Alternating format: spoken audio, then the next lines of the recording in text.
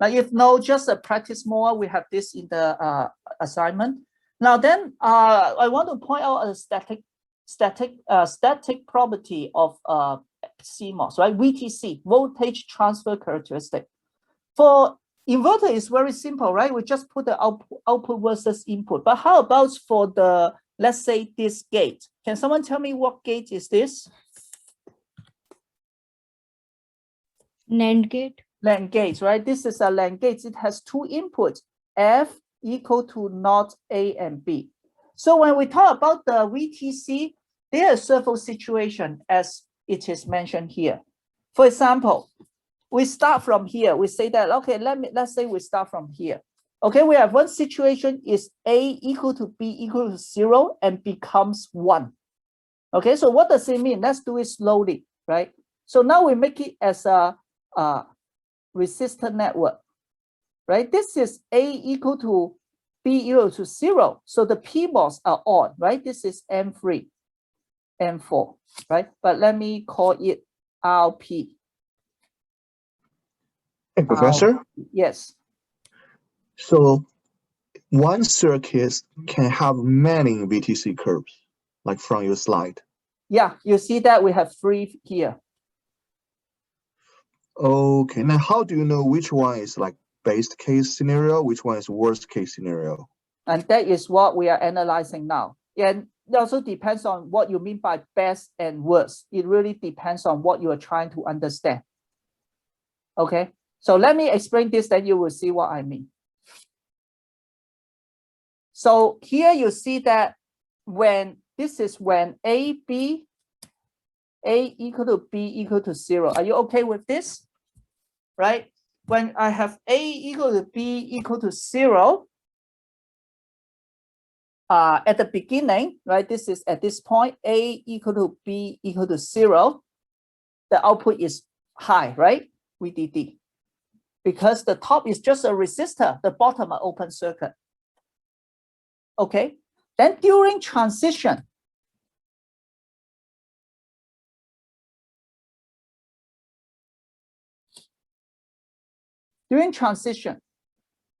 what is that?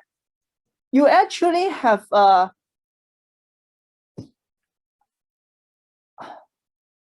should not say during transition because this can confuse it. Let's say eventually A and B equal to 1. Okay, you do the transition, right? So this will be the circuit, correct? When they becomes 1. This is A equals to B equals to 1. Is that okay? Right. So what is the effective? So you see, we have the pull, I should say, the resistance of the pull up network is competing against the resistance of the pull down network, correct? And this is our 2Rn. Now, can you tell me what is the resistance of pull up network in this case? Infinity. Oh no, sorry. Like, so we don't see the end. We see this is a transition, right? This is a transition.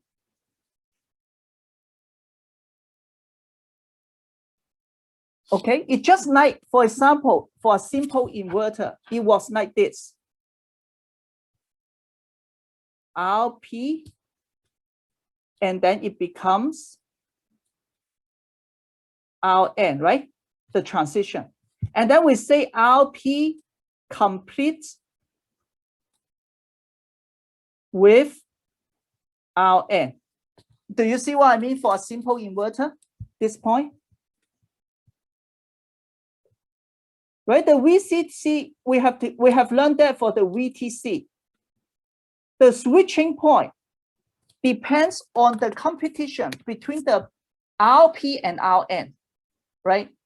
If RP is stronger, means or let's say smaller, then it's more difficult to pull it down to the low potential, right? And then you will shift to the right.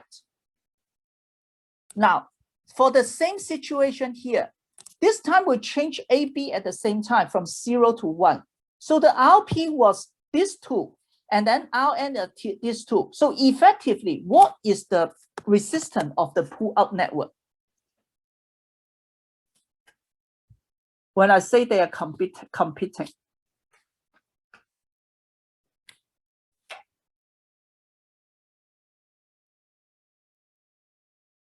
So I just tell you that the effective resistance of pull-up network in this case is RP in this switching process. Then how about the resistance of this case in this switching process? What is the pull-up network resistance? RP How parallel, RP? parallel RP. RP parallel, yeah, RP parallel RP or RP divided by 2, right? How about the resistance of the pull-down network? 2RP. 2RP. Now, if I have the same RP in the inverter as here and same Rn in the inverter as here, do you see that the pull-up network is stronger, right? So if this is the inverter,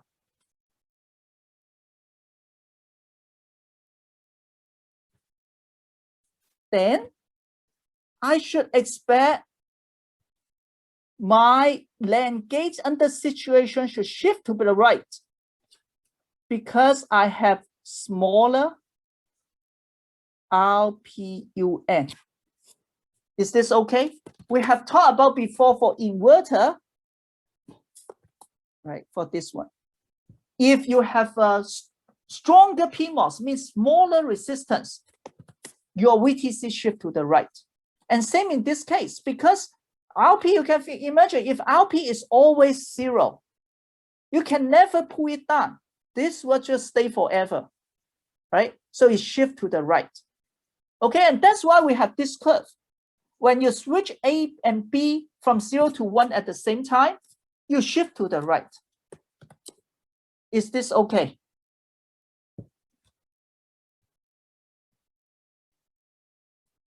How about the other two cases? Now this is different, right? Because they start, for example, they start with A equal to 1. So this is open. Okay, B is 0, so this is closed. And then again, you have A equal to 1. Then, yeah, it is closed, right? A here equal to 1, right? And then B is open.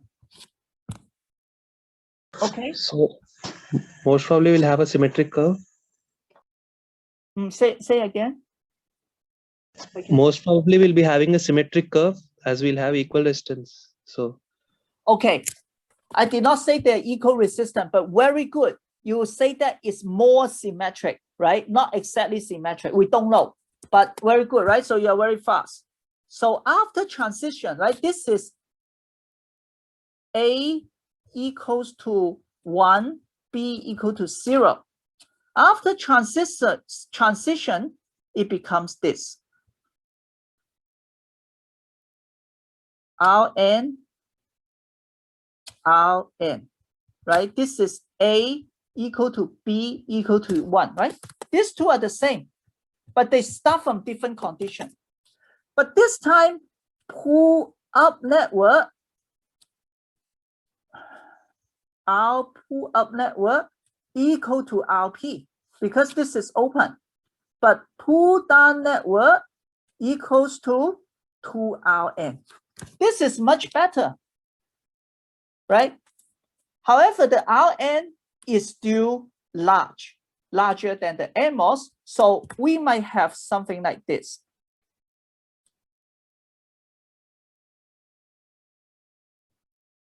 Right? But it's more symmetric. Is this okay?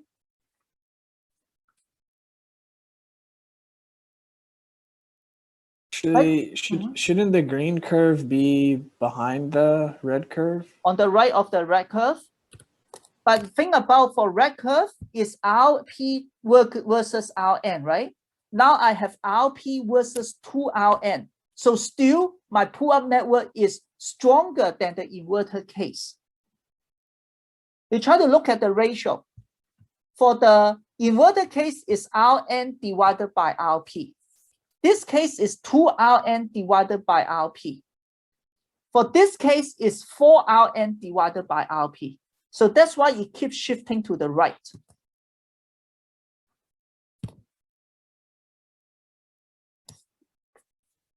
Oh, okay. I know what is confusing you, right? You're trying to match this color with this color. Are you trying to match this color with this color? Yes. Also, when the switches are open, I mean, isn't that like almost infinite Yes. resistance? But this is So- only at the end.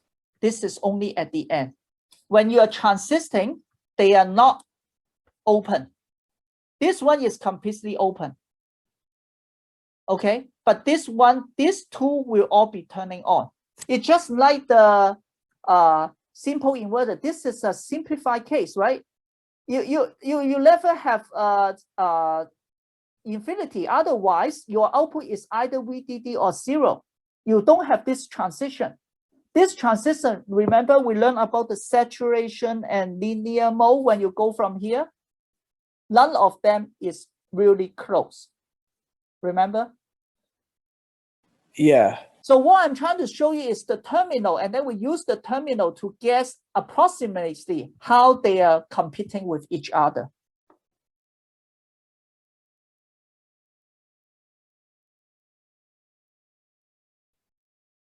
Right? It's just like that. I tell you, oh, this is RP, this is Rn. But in reality, during transistor, they are competing with each other. So you have RP and Rn, but they are not exactly RP, Rn, right? But we get the idea. We know this is in what type of magnitude. Here you have 2 RP. So during transition, it must be double of this one.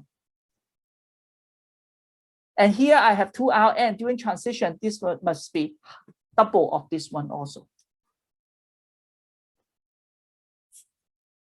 Now, but the color probably confuse you. This color is different from this color, right? Because talking about inverter. So let me remove it, right? It really doesn't matter. You attended my class already. You should be able to redraw it, right? So I remove it. It just happened that I have the same color set as this one when I pick it. I don't mean to reproduce the curve. Any questions? Any more questions?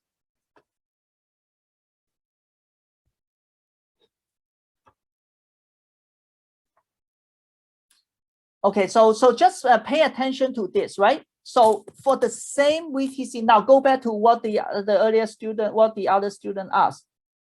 Which one should we pick? It really depends on what you want. For example, you say, hey, I want to know the noise margin of the high. Then I'm going to pick the green one. I'm going to pick the blue one because it has smaller noise margin. I'm going to give this to my customer because my customer might be using this one. I cannot use the best one. I use the best one if they're always doing A to this transition, then they are going to get corrupted. But if my customer care about the noise margin low, then I'm going to give the green one, right? Then what if the customer care both? Then I'm going to take the green for the low and then the blue for the high to make sure that my customer never run into problem. Okay. Any questions?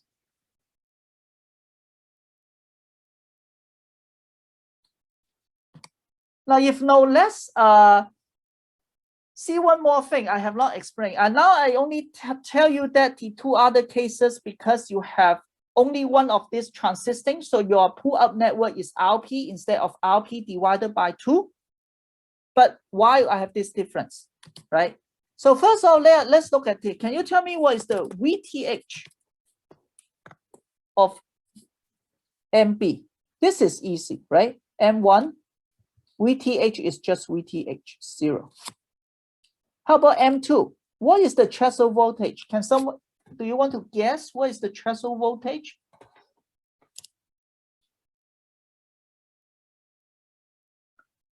If M1 is VTH 0,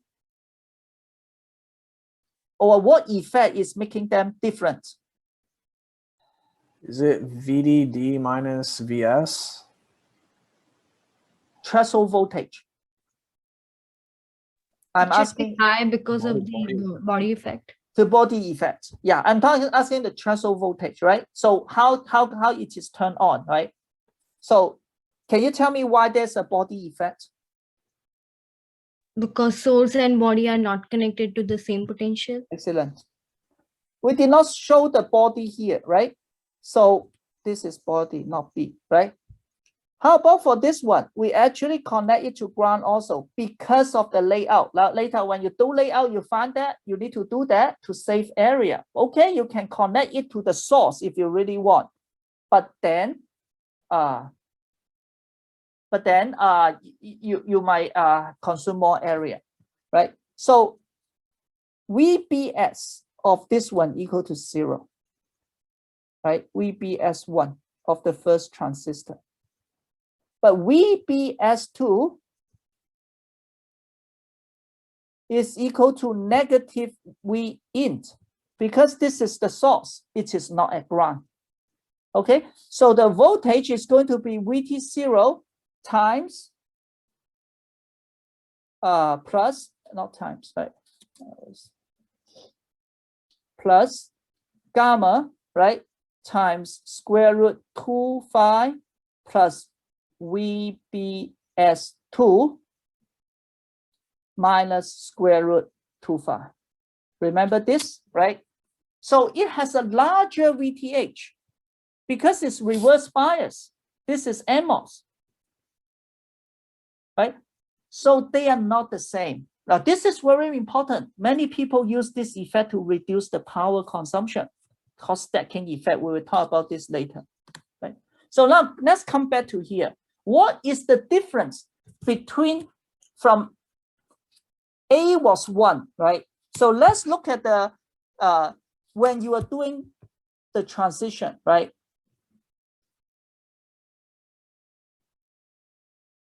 Your pull down network for A is like this.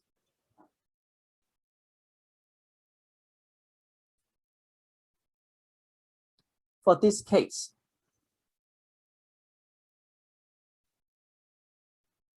Okay, it is like this, right? How about B was 1? Your pull down network was like this. Right, this is F, this is F. Right, you will think that they are the same, looks like the same. But no, this one has lower VTH. So it has smaller Rn, or easier to turn on. Okay, so as a result, the R pull down network, although they look like Rn times 2 is smaller. This one, I have a higher VTH. So I have a larger Rn, maybe I make it clear, when turned on. Okay, so this is the pull down network is larger. So this, what does it mean? When I have a weaker pull down network, I mean smaller means stronger pull down network, right? A smaller pull down resistor means stronger pull down network. VTC shift to left. Remember? Right? And this is opposite, shift to right.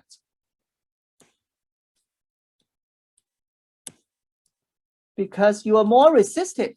And I haven't looked at the answer yet. Let's see if this is correct. You see that you do see that when VB start with B equal 1 and then you change A0, you have a VTC more on the right. Okay? Is this okay? So again, here I emphasize your noise margin is input dependence. You really need to know what is the worst case situation.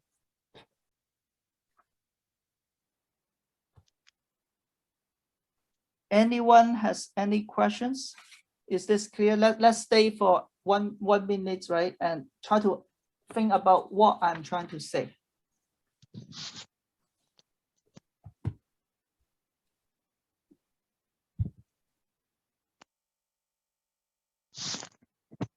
So this is for NAND gate, right? You can do the similar analysis for NOR gates or all other complex gates, right? So you see that the VTC is changing now, depends on the input, right? Oh my God. Sorry. Okay. So is what you were saying in the in this slide right here related to the R on of the transistor in any way? Yeah, it related to the R on, and it also related to how and then the R on, yeah, in this slides, then but the R on actually depends on the VTH also. The VTH of A is actually larger, even they're identical because of the body bias effect. So if we need to actually turn on the A during this, turn on the A during this transition, which one is A? I mean here, during the transition, right? We need to turn this on, then it's more difficult. So as a result, it shifts to the right.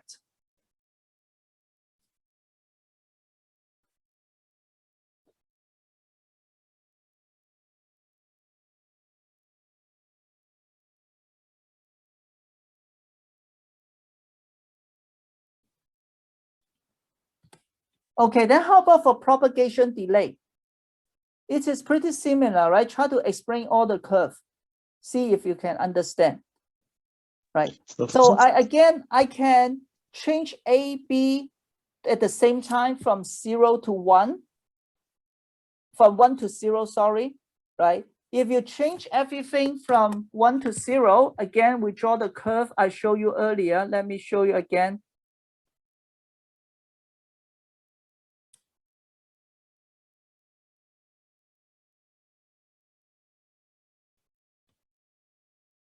I think this is opposite to the case we are studying, right? Because this is from 0 to 1, actually, right? So here is from 1 to 0, right? So from 1 to 0, you start with this one, right? Now, but the point is that for this one, when you are doing this, you becomes this. When you have a loading CL, you are charging the capacitor, okay? This one is faster because it's 0.69 RP divided by 2 times CL. I only have half the RP to charge it up, okay? In another case, for example, you keep B equal to 1. When you keep B equal to 1, what does it mean?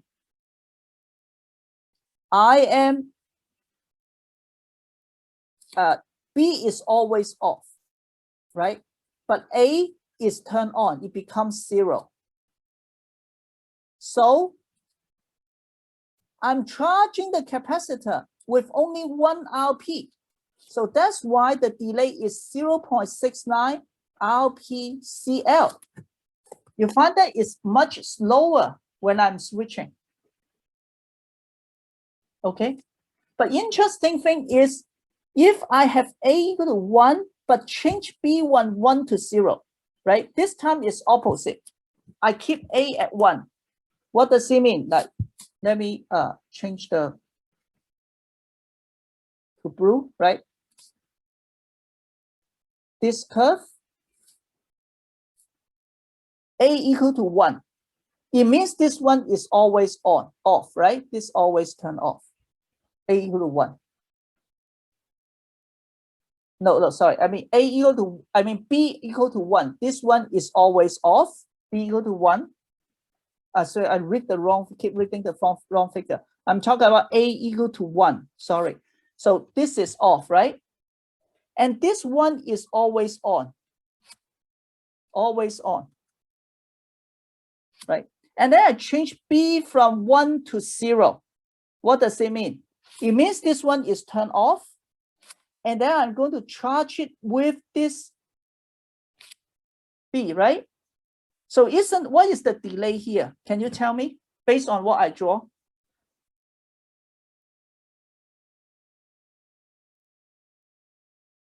Right, at this situation, when A is always equal to 1, this is off, this is on, right? B changed from 1 to 0, so eventually this is on, this is off. So I'm going to charge this capacitor to increase the output voltage, right? What is the delay?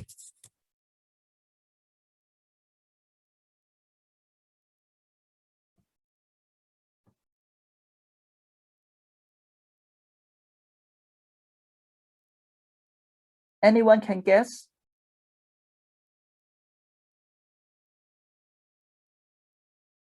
Delay is 0.69 RC, right? What is the delay?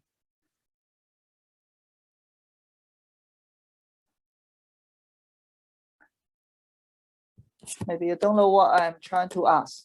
So I'm trying to trick you, right? I was trying to trick you if someone tell me that the delay is 0.69 RPCL. Am I right? Now I cannot trick you. Someone tell me why I'm wrong.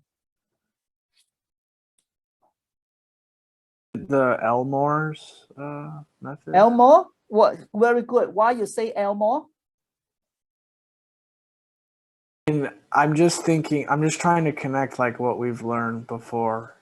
Not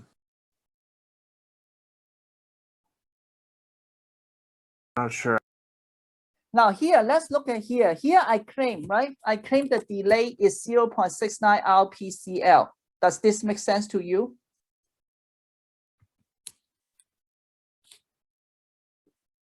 Yeah, but that's just one path. Very good. Can you tell me why this is not one path?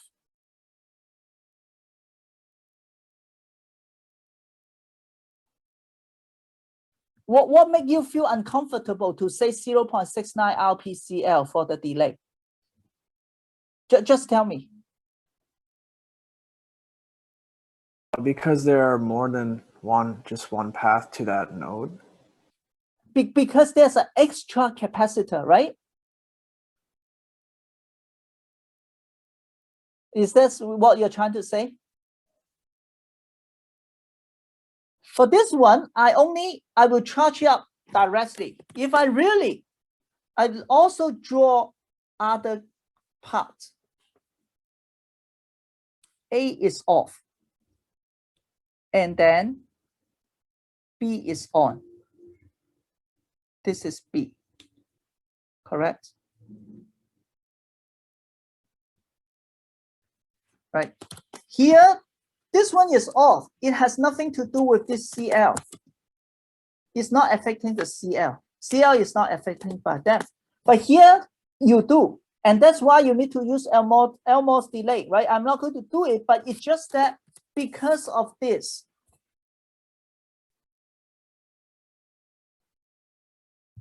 Slower. Because need to charge CINT.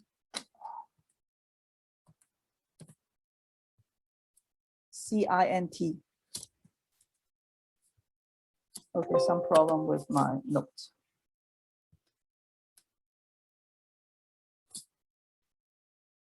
Okay, so that's why it is lower. Any questions regarding this?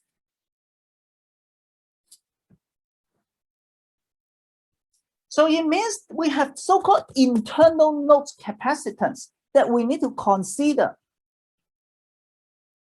So even the delay is got affected by this. So which one should I use? I will use the worst case path to tell my customer. Otherwise, they might have logic error. Okay, any questions? I don't know. I cannot see your face. I don't know if you understand what I'm talking about. Feel free to ask.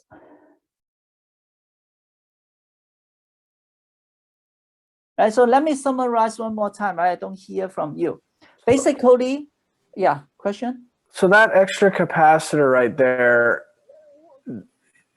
is that node like the resistance at that node like changing? Does that have to do like the impedance at F? No, this extra capacitance is just the drain and source capacitance of the transistor, right? You always have capacitance here.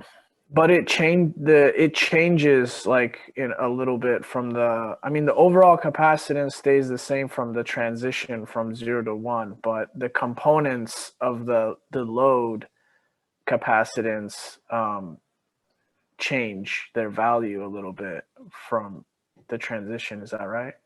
It all changes. The load may change, the C in may change, but let's say we have a constant output load, make it constant. C internal also changes, but it doesn't matter. Now we are not doing calculation. We're just saying that there is an extra capacitance here. We need to charge it. Doesn't matter if it changes or not. The capacitance is always there. Okay. Yeah. So because of this extra internal capacitance, if I switch in the way of EA equal to 0, but B change from 1 to 0, then I need to charge it.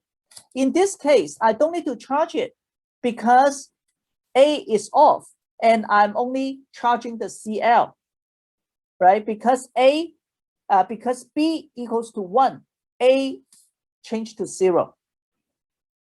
So this transistor cut off, okay?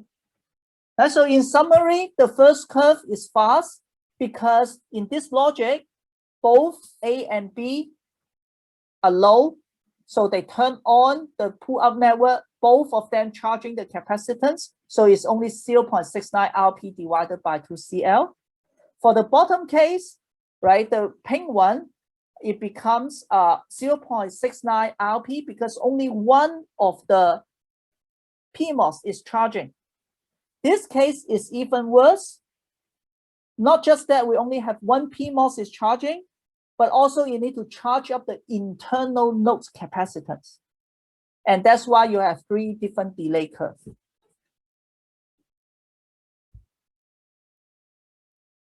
Okay, so let me move forward, right? So now let's look at this circuit. We are going to a new topic, sizing of the logic gate.